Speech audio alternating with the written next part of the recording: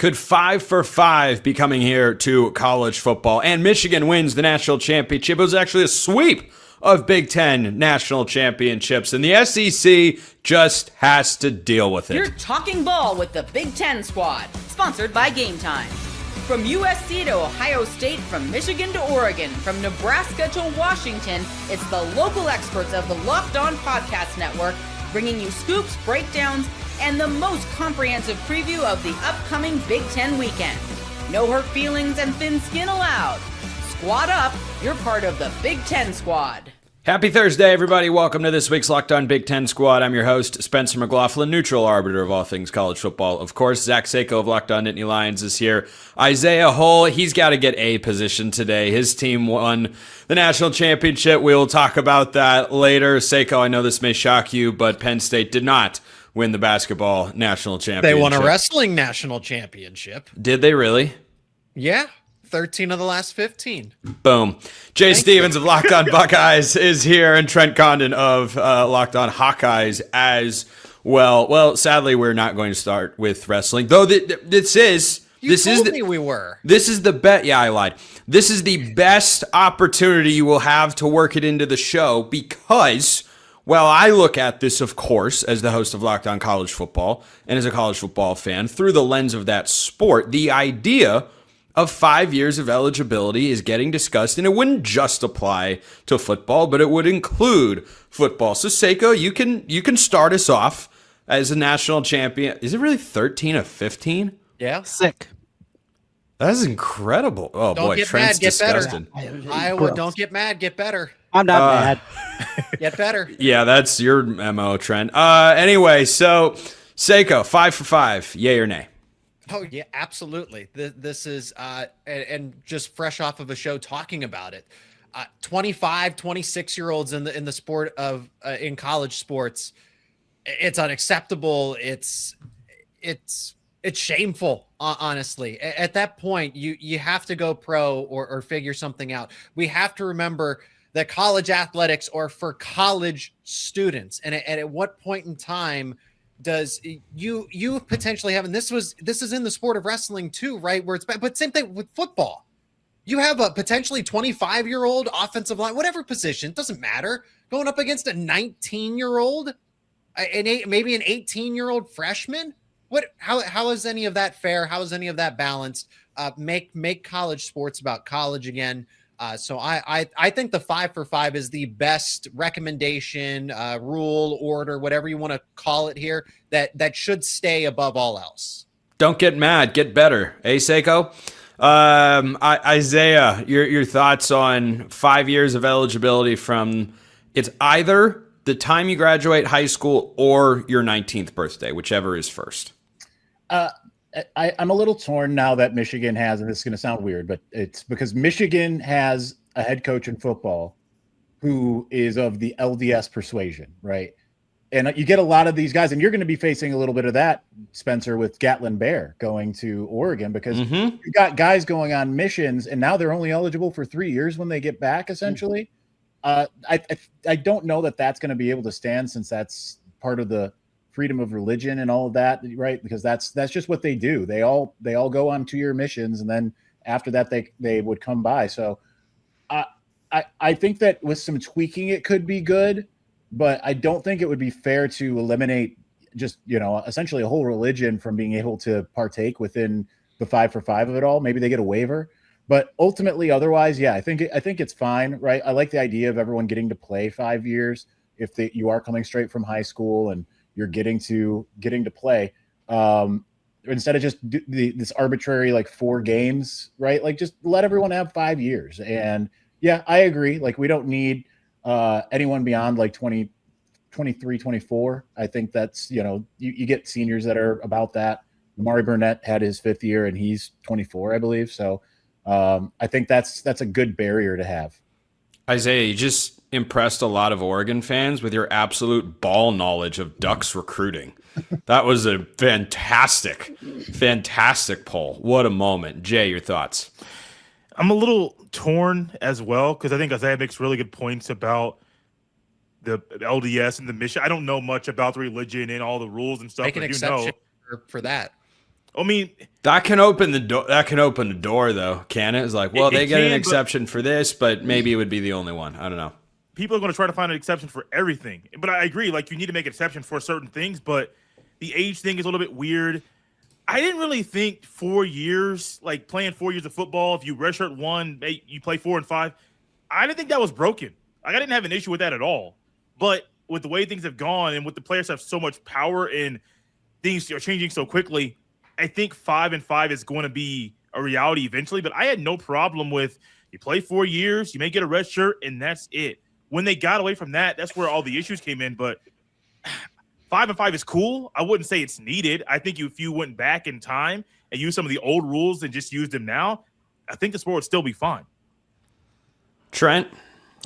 I absolutely love this because I've been yelling about it for 15 years on the radio, and finally they have listened to me. 5 for 5, it just simplifies. Someone found your show after all that time? Hey, congrats. Oh, yeah, great ratings. Don't worry on the Iowa Sports Radio Network. Statewide on 5 radio stations here across the great state of Iowa. Spencer, one thing that definitely jumps out about this is the simplicity of it. The medical red shirts. How many times have you guys had the questions that have come in for your particular school? Oh, are they going to get a medical red shirt? No, we're done with that. 5 years. You want to play as a true freshman, that's fine. You have 5 years to complete it. Medical red shirts, out, done. Completely move on from that. I love the simplicity of this. Let's make this process in what is a goofy, crazy sport and just athletics as a whole at the collegiate level. Simplify things. This is a good thing. Yeah, I'm with you there, Trent, and Craig, I'll work you in here in just a moment. But to piggyback off what Trent just said, there is that downside. I think that has to be pointed out, that guys who battle injuries or get hurt will be worse off in this scenario. It's just that there are pros and cons no matter which road you decide to go down. And I think right now, I mean, you've got a guy at Montana who's playing his 9th year of college football this season. TJ Finley was at 7 schools in 7 years. He was going to play at Incarnate Word, then he left the program. It's just those are the sorts of examples, of which there are many others, where I go, yeah, I don't know that I think you're straying way too far from college sports when you let a guy who is 25, 26 years old, to pick a basketball example. And look, I've met the kid before. He's a super nice guy. Tyon Grant Foster was playing basketball for Gonzaga this past year. And I'm sorry, but that was a little ridiculous in my view. Like, he has been, I think he was a part of the 2019 recruiting class, and he was playing in calendar year 2026. So, Craig, 5 years of eligibility, and that's it for everyone. You think that's a good idea? Yeah, it's a good place to go right now, because I think we were getting dangerously close to having some athletes who are just going to be playing into their, a bunch of 30-year-olds making a couple $1 million a year, not good enough to get into the NFL, keep suing their way for more eligibility, and we're going to have 28, 29, 30-year-olds playing college football 10 years from now. I really think that's where we're headed. When I jumped on, Jay was talking about the 4 and 5. That was perfect, because that did allow for a disaster year if you blow out a knee or something like that. I thought that was fair. So we do the 5 and 5. We got to put a cap on it. It's getting ridiculous. College athletics is supposed to be younger people, not older people. And I think it's a good start. Ultimately, it will get settled in the courts, though. We'll see what the courts say is legal and isn't, because that's where it's going to end up.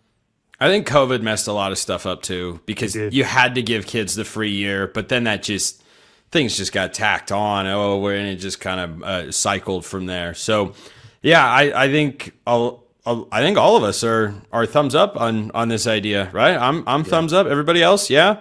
Look at that. How about a perfect 6 for 6? Kind of like how the Big Ten went a perfect 3 for 3 on the last 3 major national championships. 4 for 4, because we count wrestling as a major sport here on the Locked On Big Ten squad. Michigan wins it all, but they didn't cover, though. So what does it even mean? Speaking of which, this episode brought to you by our friends at FanDuel. The NBA playoffs are here, where every possession matters, every matchup is magnified, and every game can swing a series. And every word I say at the end of last segment is directly related to the read that I am about to do. That's kind of the way that it rolls. And right now, FanDuel is giving new customers a great way to get in on the action. Here's what you'll like about it. You can bet just $5 and get $250 in bonus bets if your first bet wins. The app makes it easy to follow the action with player stats, trends, and matchups all in one place. And during the playoffs, that extra insight really matters when you're looking at stars, role players, and key moments. It just makes the entire playoff experience more engaging from start to finish. And anything college football related, once we get to our weekly over-under picks here on the Big Ten squad, FanDuel is, of course, the place that we go. They've got every Power 4 team. They got a bunch of great stuff, conference title odds, win totals, and so much more. Go check them out. Head to FanDuel.com to get started. FanDuel.com, that is the place to go. FanDuel, play your game. Michigan wins the national championship, so Seiko has to slide out of the number 1 spot. Isaiah Hull's got to be in there first because, once again, the Wolverines, national champions. We'll get to the implications of the Big Ten, but how about the drought? Can we give it up for Big Ten basketball? I mean, at long last, the drought. I'm not clapping for Michigan. The drought is over. I'm not clapping for Michigan. I'm not doing that. Come on, Jay. Okay. Come on, Jay. Be a team player. Team player, Jay. You're not doing it because you can't do it. I That's can't. why. No, you can't. It's just peer pressure. You can't do it. No. You can't do it. No. He's biologically inclined to No. not be able Not gonna to happen. clap for it. I'm choosing to latch onto this as the hope that Oregon will one day break through and win a football national championship. Somewhere. Because if the Big Ten, well, they've won in a bunch of sports, but just not ones that people would actually, care about or count because that's the way it works. And we're just in our special form of hell over here. Anyway, it's fine. I'm fine. I'm totally fine, guys. It's going great. Really, really well. Not as well as it's going for Isaiah Hull. Your reaction to Michigan just being the best team in college basketball? Well, first of all, I purposely stopped by Sporting Goods in Ann Arbor just to get this get up weather, just in case Jay, who I expected to be on the show, and as if Matt Sheehan had ever be on this show. But Who? that's the whole reason. Obviously, it's great to see Michigan close out the job after being considered among the top 3 teams in college basketball. Obviously, the end of the regular season kind of showing a little bit of chinks in the armor, but and you saw that also in the Big Ten tournament. So to be able to close it out with Yaxel Lendeborg playing at, like, he said 50%. I don't even know if it was that much, right? Like, he just was completely hobbled. And doing it while playing the game that UConn wanted them to play. Mm-hmm. Usually Michigan's the team that kind of sets the tone, and they were incapable of doing that against the Huskies. So to be able to go and play the game that they were, that they were forced to play. I mean, Kenny the Jet Smith in the halftime is sitting there like giddy because UConn was down 4. And he's like, "Oh, they're playing our game." And Charles Barkley's like, "Oh, wait a second, you guys are down. What are you? Why are you so happy?" So huge credit to Dusty May for the way that he was able to assemble this team. I know a lot of people are upset about like the transfers and all of that stuff, but like, what else would you expect him to do over the last couple of years, considering there was a mass exodus of players, right? Like, you're supposed to be like, all right, well, we're just not going to have a point guard. Forward is optional, and we'll just do with what we got. Like, I think it was a really good job by him in talent evaluation of getting everything that was going to work together. Isaiah, you're telling me that Charles Barkley found a way to not swell his beef with the fine folks of San Antonio? Is that what you were saying? That's all I heard there. But Seiko, is there going to be a new narrative that forms like, well, it's just the Michigan schools that have won national championships in basketball this century? Doesn't even count. Doesn't count. Is that the next step? I thought this was my opportunity to talk wrestling here since we're talking national championship. You know what? Send it. Just send it. Say a bunch of names that none of us have ever heard. I want to hear terms that make no sense. Because they lose to them consistently. And Michigan and Ohio State, right, too. But I know they don't care, and that's fine. It's you don't have to pay attention. No, from the basketball perspective, hey, Penn State's got a ton of guys in the portal, but what I'm impressed is how Dusty May did it so quickly. Okay, yeah, well, there's the transfer portal still getting settled in at Michigan. You're playing a bit of free agency, and it's not like he brought over everybody from Florida Atlantic, so you could make the comparison. Well, Indiana and Kurt Signetti. I'm impressed that Dusty May jumps up to the Big Ten, certainly Michigan is shelling out the resources for him to succeed. But how quickly you go from Florida Atlantic, that it wasn't a Cinderella run as deep as it went when he was there, and then he goes to Michigan, and in 2 years they win a national title. I guess for Penn State, I don't think anything's ever going to happen for men's basketball, but that just gives you hope for other programs that take men's basketball seriously. Penn State does not. They are all in on football and wrestling and men's hockey, and but men's basketball, it'll give you hope, whether Big Ten, SEC, that if you get the right coach and you give him the right resources, that they can make a run deep into the postseason and maybe even win a national title. Jay, do you want to sit this one out? No, actually, I wish Ohio State did more of what Michigan did with Dusty May. You find a coach that can evaluate talent, but also while evaluating talent, he knows how to build chemistry in the offseason that carries into the regular season. Ohio State doesn't have that right now. I don't have trust in Jake Diebler to put a roster together that can be competitive in the fall. I have trust in Dusty May that he can put a roster together and be competitive next season. I think that's where I will chime in and compare Ohio State and Michigan, because the gap between these programs right now is pretty large, and Buckeye fans don't have faith that they have a coach that can do what Dusty May just did. Hey, Jay, look at the bright side, though. Michigan is not UConn, so they're out in the round of 32 next year. That's the rule. That's the way that it goes. Isn't that right, Trent Condon? Well, I wouldn't know. I mean, I haven't seen a national championship, but one thing I do know is I gained so much respect for Dusty May throughout the course Trent, of you're this killing league. me here. That- You're I'm killing. not You gonna just knocked out the reigning national champs in the round of 32. I course. teed it up on a silver platter for you. I was going a completely different direction than you. Yes, you I did. can see that. Yes, I missed. I can't get them all, Spencer.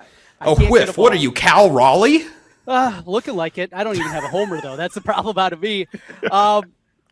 I look at this in the Big Ten and what Dusty May created, and this is a good thing. You know, we finally get to end the narrative about no national championships in a quarter century. We move on from that, but now the expectations raise, and we saw this on the football field. And to give Jay some credit, when Urban Meyer showed up in the Big Ten at Ohio State, it raised the expectations for everybody. And I think Dusty May and what he created by year number 2 is going to raise the expectations. Now, it's not good enough to make a Sweet 16 or Elite 8 or Final Four.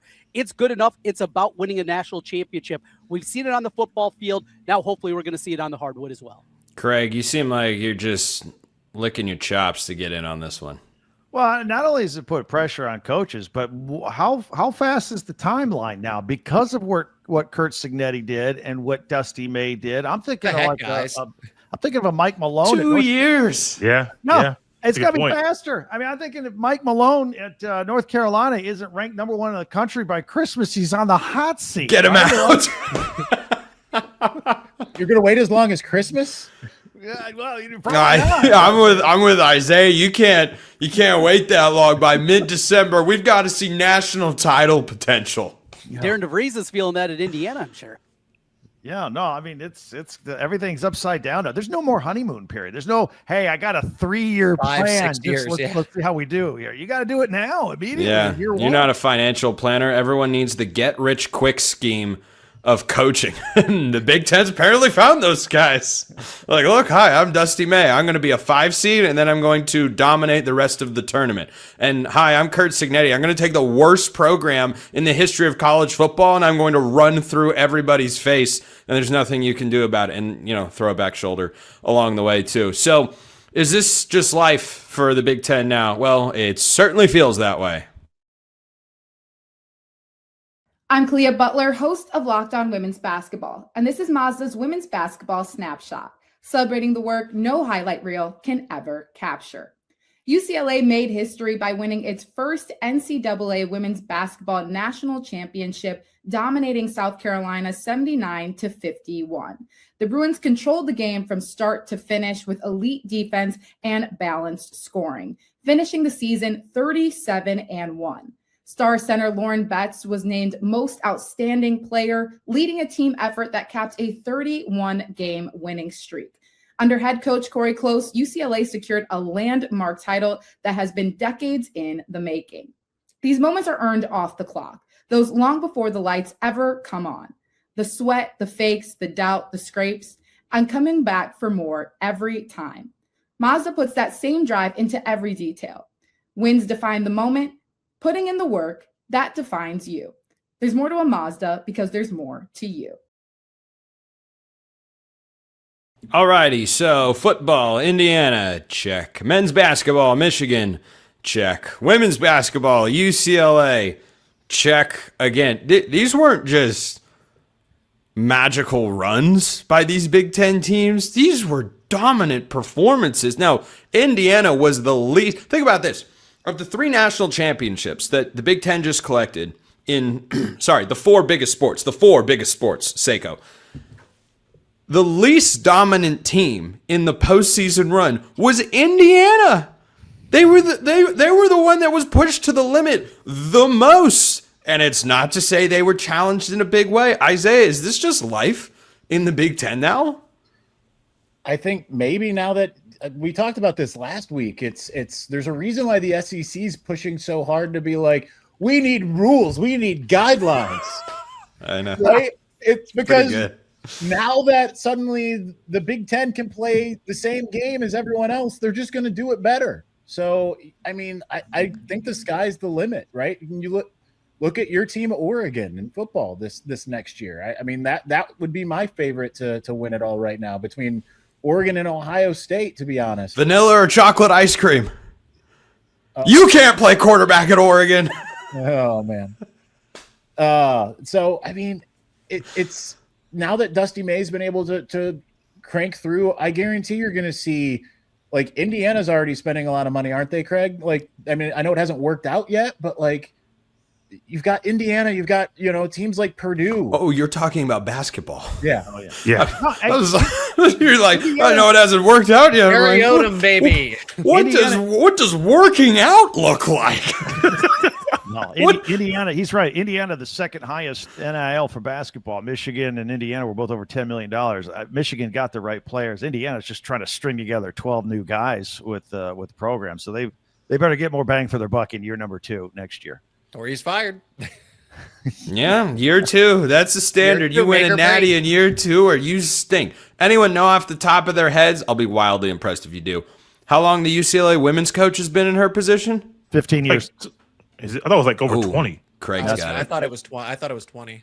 I think it's 15. See, now that would have been the ultimate trifecta if they were all second-year head coaches. that would have set the standard there. Seiko, does the Big Ten's role slow down anytime soon? Well, think about, football. It's not like this was just a consecutive in each sport for this year. Football is now 3 in a row, right? Men's basketball finally gets a breakthrough. The women's basketball in this same, and I don't see it slowing down anytime soon. I really don't. The Big Ten seems to dominate all of the lesser recognized sports as well. And I'm not just saying wrestling. I think the Big Ten actually won 6 of the, I think it was 6 national titles. That Michigan won gymnastics too. So it's not slowing down overall. The SEC, since they don't have money, since they don't have that leverage anymore, how do they compete? How do they compete? Because they are losing the coaching and development battle. That's really what this boils down to, is that the best coaches are in the Big Ten. Nick Saban, they're not replacing them. Nick Saban retires and they don't find that next kind of, I guess they would argue Kirby Smart. That's fine. But when Kurt Cignetti is at Indiana, or, and pick Dan Lanning. He was at Georgia, but he leaves and goes to Oregon. So the best coaches, the best development is in the Big Ten. And the SEC. That's why they're behind, and then they don't have that unfair competitive advantage. Did Michigan win a national championship in gymnastics, Isaiah? Yeah. I actually, have been long very good in women's gymnastics for like decades. Well, that I know. I honestly forgot when the championship match or championship meet was. Washington won men's soccer. We won every sport. That's what. It wasn't. Why just stop at the three main sports: wrestling, gymnastics. They were just soccer. on my mind. 2 in the Frozen Four coming up this weekend as well. And the Big Ten had 3 of 8 in the Elite 8 because you had Iowa, Illinois, and Michigan, or was it 4 with Michigan State? Michigan State was in the Elite 8 as well. Mm-hmm. No, were they Sweet 16? Sweet 16. No, it was Purdue was there. Purdue. Yeah. Purdue there as well. So, Jay, if you want to chime in and say that Oregon's going to be next, we'd take some optimism right now, because at this rate, Craig might be our starting center for men's basketball next year. I'm not that crazy. I'm not. Okay. Well, guy. Yeah. Thanks for being a wet blanket. Yeah. Appreciate that. I have no problem with that right now. Not go down the rabbit hole. I think it's going to continue. I firmly think that the Big Ten has not just they're in a good spot right now, but there's a belief that the Big Ten can compete in everything. And I think that's a lot of the things that you need. Like, you can have the talent, you can have the coaching that's good, but you believe you can do it. And once you get that belief, you have the confidence, I think everything's going to be fine. So, no, this is feels good to be in the Big Ten right now, and to see people from the South try to figure out where this money came from. The money's always been there. They could just use it for sports right now. Oh, Isaiah, were you talking about men's gymnastics? I was talking women's. I have no idea when it comes to the lesser. I did just say gymnastics because I didn't know if it was the men's or women's team off the top of my head. But I did see gymnastics. I don't think the women's have competed yet. This is the most we ever topped gymnastics on the show. I'm here for it. I actually broadcast gymnastics at Southern Utah. I do it all the time. It's a really fun sport. But anyway, Trent, how does it feel to be in the Big Ten as an Iowa fan right now? It's great, and we've had a little bit of success, not national championship success, but coming off an Elite Eight, obviously on the basketball floor, the way that the investment has continued there, and it's something that we've all known. Yes, we had free tattoos that Ohio State was giving out, and Ed Martin doing his thing at Michigan back in the day, but the way that the SEC cheated was just a different level. And now that we're on a level playing surface, we see what actually happens here. These huge institutions in the Big Ten, with the money that is there, when things are, for the most part, above the board, we see where the cream rising to the top, and that is the Big Ten. It's not a surprise. Things are cyclical somewhat, but I don't think the Big Ten certainly is going away anytime soon. By the way, Craig, because I'm sure you already know this, but I'll let you know. On the women's gymnastics side of things, the semifinals are April 16th, a week from when this show originally airs. They are down to 8. The Big Ten has got 2 represented, 5 from the SEC and 1 from the ACC, that being Stanford. So another chance for the league to take a jab at the conference down south. Final word, I think, by the way, I think the men did win at Michigan in December. Corey Close has been there 15 years, 2011 at UCLA. And final word on this continuing, something I didn't even know as an Indiana grad when they were going through their run. I kept hearing it on TV that we have the biggest alumni base in the country at 800,000 people. And I guarantee you Michigan and Ohio State and Penn State are right behind them, because we got huge campuses with undergrad classes the size of 50,000 students, cranking them out every year. So the donor base, people that get degrees at these schools, get real jobs, make real money, keep donating at a larger number than those poor SEC schools down in the South. This is going to continue forever. That's as good a note as you can end the Locked On Big Ten squad on. Isaiah Hull, Locked On Wolverines. Zach Sako, Locked On Nittany Lions. Jay Stevens, Locked On Buckeyes. Trent Condon, Locked On Hawkeyes. Craig Sheeman, Locked On Big Ten. I'm Spencer McLaughlin from Locked On all over the place, really. I appreciate and we appreciate everyone listening. We'll see you next time. And until then, hope you all have a wonderful rest of your day.